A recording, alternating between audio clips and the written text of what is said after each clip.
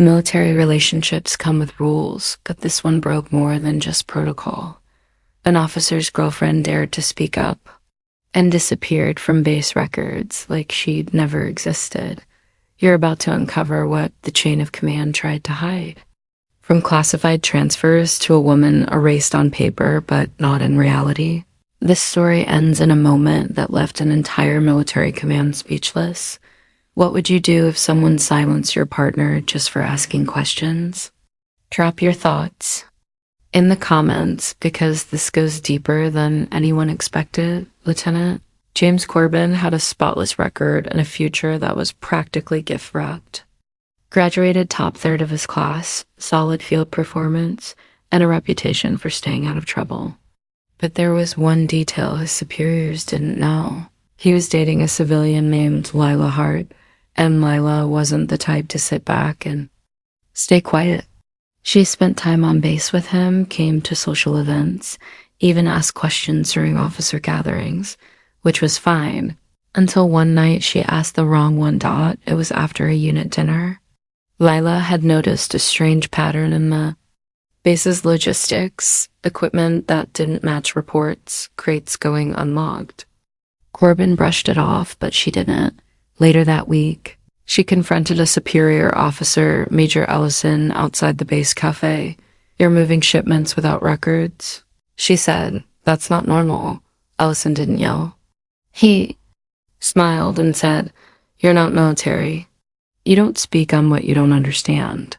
But Lila didn't back down. "I don't need to be enlisted to know when something smells wrong."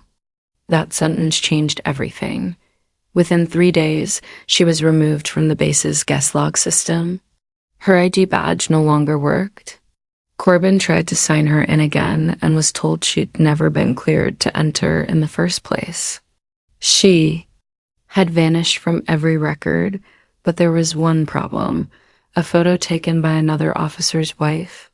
It showed Lila just 2 weeks earlier inside a restrictive hangar with Corbin during a base tour. That image alone proved she wasn't just a rumor.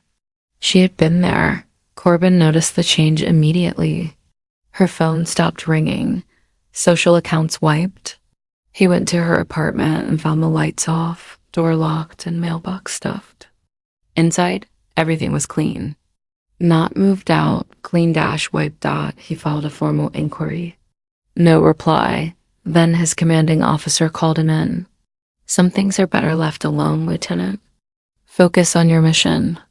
What came next was subtle but unmistakable. Friends on base stopped making eye contact. Emails from internal systems went missing. Then came the reassignment order out of nowhere, relocating him to a classified training post in Nevada. No warning. No appeal. That night, he received a burner email.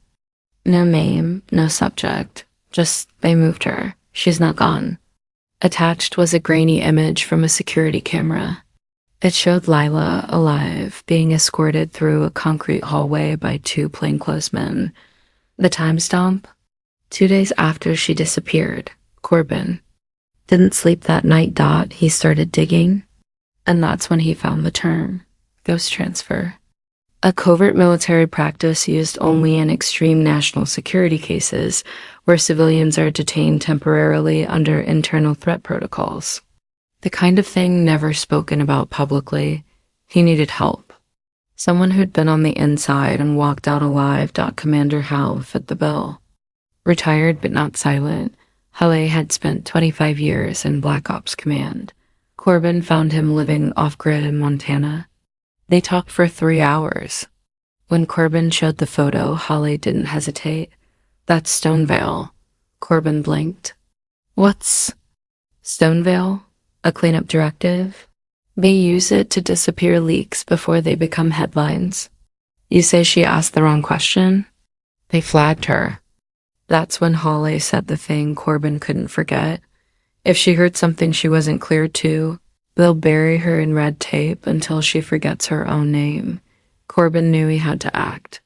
But carefully, he submitted a heavily redacted tip to a congressional staffer with connections to military oversight. He didn't name names, but he gave them the image, the timeline, and the base. 3 days later, a senator asked a question during a closed-door briefing. Who authorized a civilian detainment at Fort Trent? No answer, but Corbin felt it. The pressure was building. Then came a second email. Another burner. Another video. This time, Lila appeared on screen. She was in a small, windowless room. Her voice was calm. Too calm. If this message gets out, it means someone didn't forget me. I asked about weapons labeled as medical aid. I was told to stop.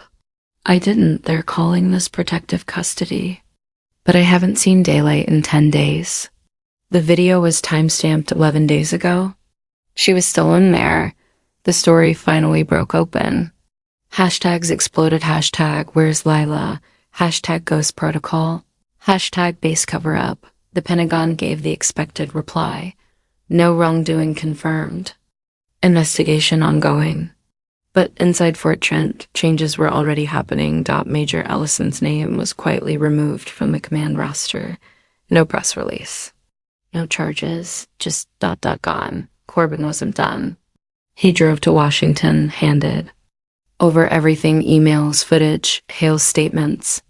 He didn't want a promotion. He wanted daylight, and that's exactly what he got. Within 2 weeks, a third-party legal firm filed a civilian protection case naming multiple officers. Corbin resigned his commission the next day. His final statement was 1 line long. Silence isn't peace. It's control.